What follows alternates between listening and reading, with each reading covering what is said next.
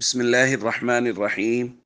عن ابن عباس رضي الله تعالى عنهما قال قال رسول الله صلى الله تعالى عليه وسلم: البسوا من ثيابكم البياض فإنها من خير ثيابكم.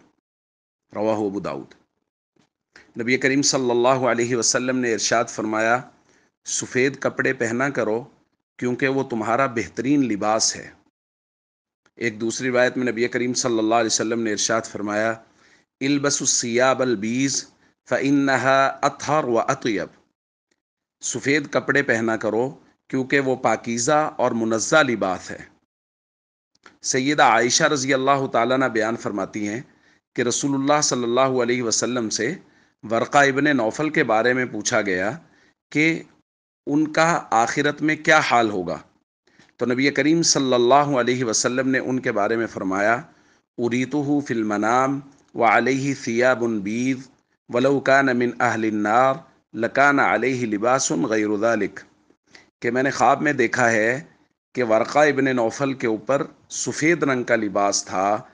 اس سے یہ معلوم ہو رہا ہے کہ وہ جنتی ہیں، کیونکہ اگر وہ جہنمی ہوتے تو سفید کے علاوہ کوئی رنگ ہوتا۔ تو اس سے یہ معلوم ہوا کہ سفید لباس اہل جنت کا لباس ہے۔ اسی طرح سفید لباس وہ فرشتوں کا لباس بھی ہے۔ حضرت سعد بن ابی وقاص رضی اللہ تعالیٰ عنہ فرماتے ہیں، رأیت عن یمین رسول اللہ صلی اللہ علیہ وسلم وعن شمالہ یوم احد، میں نے رسول اللہ صلی اللہ علیہ وسلم کے دائیں بائیں احد کے دن دو لوگ ان کو لڑتے ہوئے دیکھا کہ ان کے کپڑے علیہما ثیاب بیض، وہ سفید کپڑے پہنے ہوئے تھے اور وہ رسول اللہ صلی اللہ علیہ وسلم کی حفاظت کر رہے تھے۔ نہ تو میں نے ان کو پہلے کبھی دیکھا اور نہ ہی میں نے ان کو اس کے بعد کبھی دیکھا، یعنی وہ جبریل اور میکائیل تھے جو نبی کریم صلی اللہ علیہ وسلم کی سفید کپڑے پہنے ہوئے حفاظت کر رہے تھے۔ دوستو، ان روایات سے ہمیں یہ بات معلوم ہوئی کہ سفید کپڑے پہننا وہ رسول اللہ صلی اللہ علیہ وسلم کو خود بھی پسند تھا، اور حضور نے امت کو بھی سفید کپڑے پہننے کی تلقین فرمائی ہے۔ اور سفید کپڑا وہ فرشتوں کا لباس بھی ہے اور اہل جنت کا لباس بھی ہے۔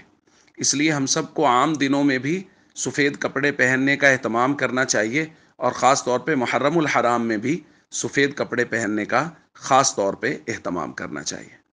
والسلام علیکم ورحمۃ اللہ وبرکاتہ۔